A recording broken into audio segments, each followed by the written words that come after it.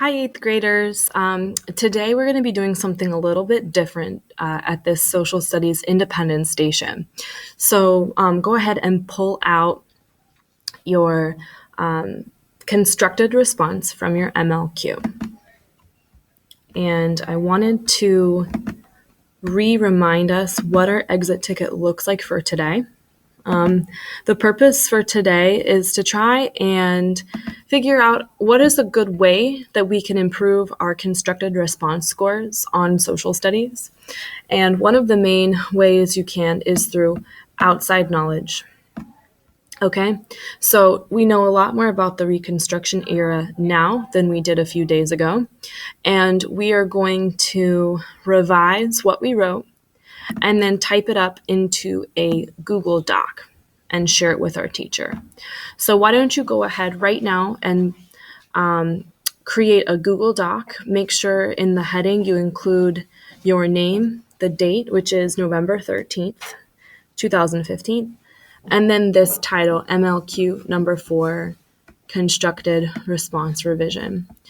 Pause the video and create that Google Doc. Okay, now you are going to work on revising your social studies MLQ. The first thing what we're going to do is look at the prompt again to make sure that you have answered the prompt to the full extent. So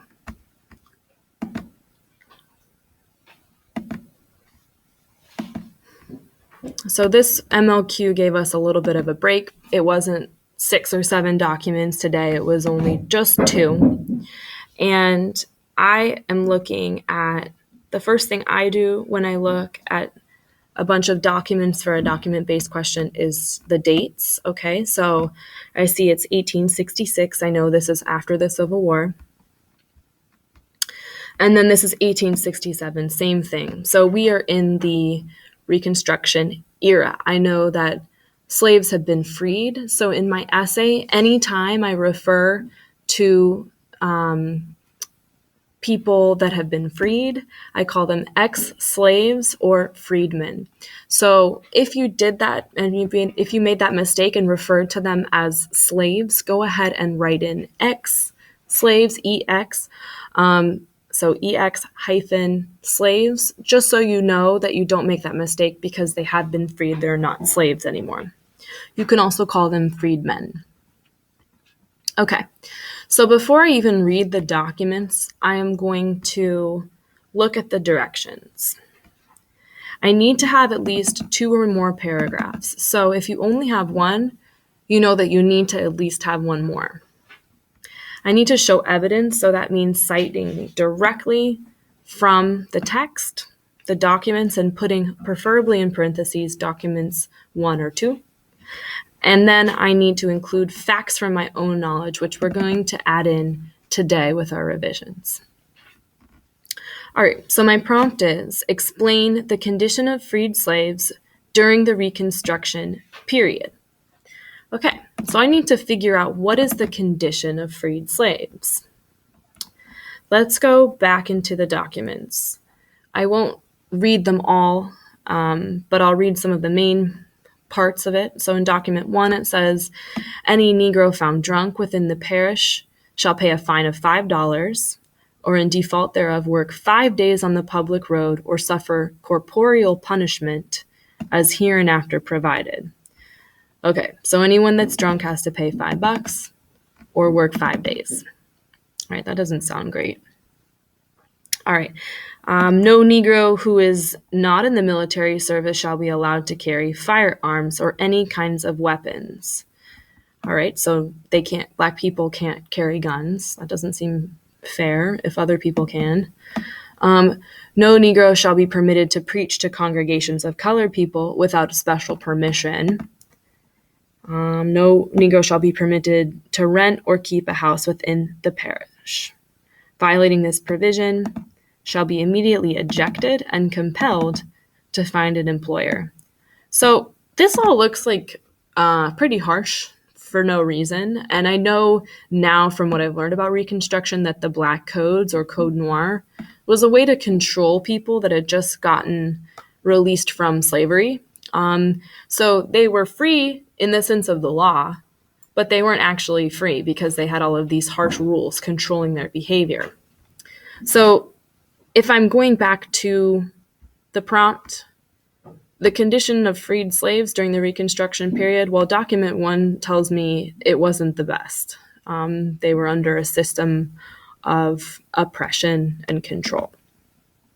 Okay. Let's look at document 2. I want us to look specifically at the very end of document 2. Sometimes these documents, there's a lot of words, and really what you need to do is just read. There's a couple key sentences they want you to pull from the text. So finding the best evidence here is the key to reading this kind of document. So let's start at the beginning and then we'll move to the end. It says, for the least pretense, a black man is taken up and imprisoned. His color is his condemnation, and every lawless act committed he is accused of. All right. It says here, we gave to the rich white man our best years, our strength, our youth, our sweat. And now that we are free, we get in return meanness, tyranny, and injustice. If you didn't annotate that and underline that in your MLQ, go ahead and do that right now. That's a really juicy piece of evidence to put into your constructed response. All right, the final paragraph. Some of our men are in a state of perpetual terror. If you turn your back on us, who can we appeal to? If we have committed a violation of law, let us be judged impartially by the laws, but let us not be condemned without a cause. We look to you, and in the name of suffering humanity, I trust I do not write in vain.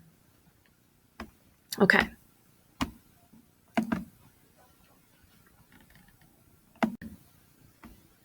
Okay, welcome back. We are looking at my Google Doc. So after this video is over, I'd like you to do the same thing with what you wrote during the MLQ. Go ahead and title it in your own Google Doc, MLQ number 4, constructed response revision. All right. And then in the upper left-hand corner, in Times New Roman or Arial, something readable and high school for a font, and definitely black, title your name, the date, which is November 13th, 2015, and then MLQ number 4, constructed response revision. Okay. Now, some of you might have already written a really good introduction. Now is the time in that introduction to kind of impress your audience a little bit. So the basic structure of your essay, I feel like if I have an essay where if they provide me 2 documents, I can very easily write a 4-paragraph essay in which I do an introduction. I write a paragraph about document 1, and I write a paragraph about document 2, and then a nice little conclusion. Now, of course, if you wanted to combine document 1 and document 2 into 1 paragraph, feel free to do so. But if you feel like you're not going to really get that depth of explanation of the evidence, I would devote 2 paragraphs to it. So let's look at the introduction. What I want you to do is look at that list that I gave you on your exit ticket. So in your introduction,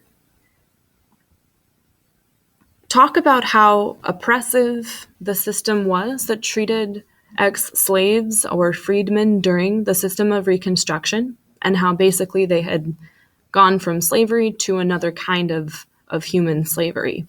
What I want you to do, though, this time, is to include one of these as evidence for what you know about Reconstruction in your introduction. And that will really supplement your constructed response with outside knowledge and impress your reader. Make sure that you have at least 3 paragraphs, preferably 4, and then share it with your teacher. All right, have a great day.